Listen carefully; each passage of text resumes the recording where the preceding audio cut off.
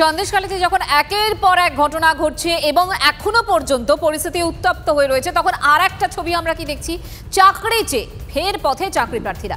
করুণাময়ীতে চাকরি প্রার্থীদের বিক্ষোভ, টেনে হিচড়ে আন্দোলনকারীদের সরায় আজ পুলিশ। এদিকে ধর্মতলাতেও আপার প্রাইমারি তাদেরও বিক্ষোভ।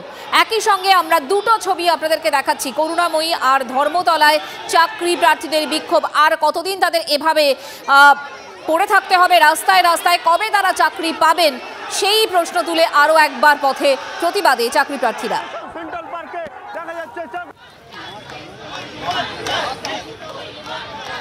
আজকে তাদের স্লোগান ছিল, শিক্ষক নিয়োগে বিহার টপ, বাংলা ফ্লপ। বারবার তারা প্রশ্ন তুলেছেন, বিহার যদি চাকরি দিতে পারে বাংলা কেন পারবে না? আজ আরও একবার পথে প্রতিবাদে চাকরি প্রার্থীরা। 2022 সালে চাকরি প্রার্থীরা তারা চলে আসে মেট্রো স্টেশন সেন্ট্রাল পার্কে। দেখা যাচ্ছে চাকরি প্রার্থীদের রীতিমতো চেইন দোলা করে নিয়ে যাওয়া হচ্ছে। এই শুধু একটা চাকরি প্রার্থী নয়, প্রচুর চাকরি প্রার্থী তারা ইতিমধ্যেই রয়েছে। এমনকি পুলিশ যারা রয়েছেন তারা বারবার তাদের অনুরোধ করেছিলেন এবং ইতিমধ্যেই দৌড়পাগল শুরু হলো। আমরা মরে গেছি, আমাদের ইন্টারভিউ দিচ্ছে না। দীর্ঘদিন ধরে মিথ্যা প্রতিশ্রুতি দেওয়া হচ্ছে। আমরা প্রতিশ্রুতি চাই, তাড়াতাড়ি নিয়োগ চাই।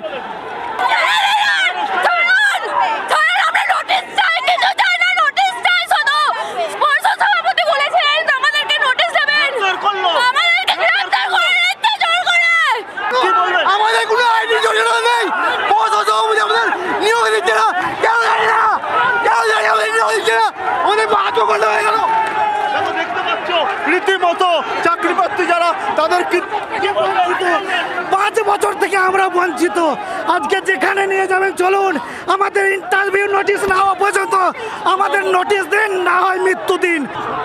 পুলিশ এইভাবে আমাদের ট্রেনে হিজড়া দেখুন কি করেছে, ট্রেনে হিজড়া নিয়ে আসছে আমাদের ইন্টারভিউ নোটিশ দিন। মাননীয়া, আপনার কাছে হাত জোর করে প্রার্থনা করে জোর করে আমাদের রক্ষা করুন, আপনি আমাদের মাথা।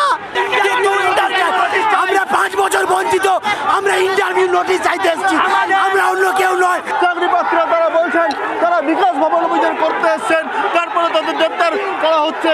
সব মিলে ধুমধুমার পরিস্থিতি। ক্যামেরায় মিনময়ের সঙ্গে সুশোভন, TV9 বাংলা। চারিপাশে চাকরি চাই, চাকরি, সরকারি চাকরি 5 লক্ষ আমরা চাই অ্যাপয়েন্ট করতে। কিন্তু সিপিএম আর বিজেপি নেতাদের বলুন, দয়া করে বেকার যুবক যুবতীদের ভবিষ্যৎ নষ্ট না করবার জন্য এই চাকরিগুলোকে আটকাবেন না।